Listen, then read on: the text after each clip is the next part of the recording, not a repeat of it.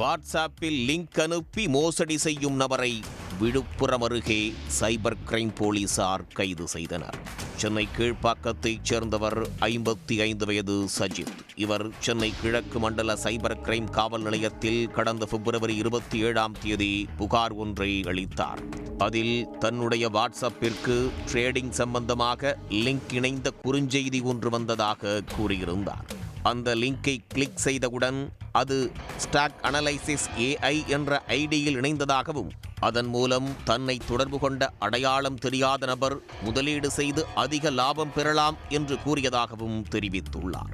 அதை நம்பி அடையாளம் தெரியாத நபர் கூறிய வங்கிக் கணக்குகளுக்கு பல்வேறு தவணைகளாக மொத்தம் 17,10,000 ரூபாய் அனுப்பியதாகவும் கூறியிருந்தார். அதன் பேரில் கிடைத்த லாபத் தொகையை பெற முடியாததால் தான் ஏமாற்றப்பட்டதை அறிந்ததாக தெரிவித்திருந்த சஜித், மோசடி நபரை அடையாளம் கண்டு இழந்த பணத்தை மீட்டு தரும்படி புகாரில் வலியுறுத்தியிருந்தார்.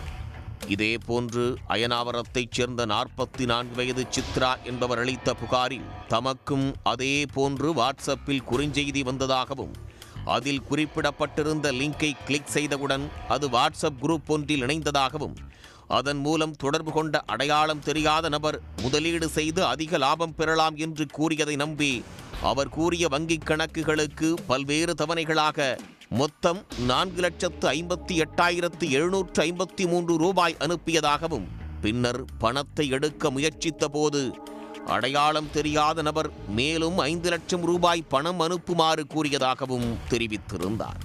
2 புகார்களின் பேரிலும் சைபர் கிரைம் காவல் நிலையத்தில் வழக்கு பதிவு செய்து விசாரணை நடத்தப்பட்டது.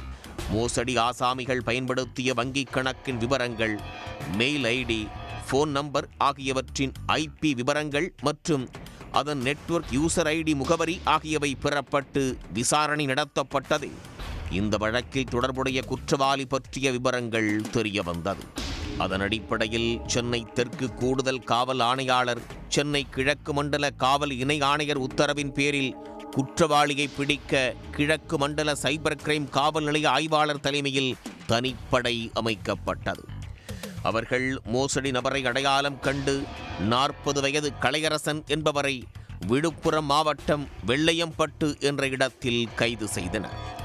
அவரிடமிருந்து குற்றத்திற்கு பயன்படுத்திய மொபைல் போன், 8 சிம் கார்டுகள், வங்கிக் கணக்கு புத்தகம், 9 டெபிட் கார்டுகள் ஆகியவை பறிமுதல் செய்யப்பட்டது.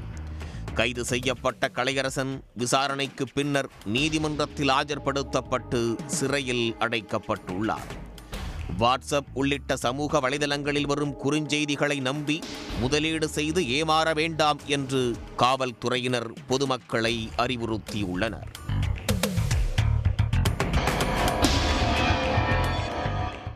உடனுக்குடன் செய்திகளை தெரிந்து கொள்ள சன் நியூஸ் பெல் ஐகானை கிளிக் பண்ணுங்க.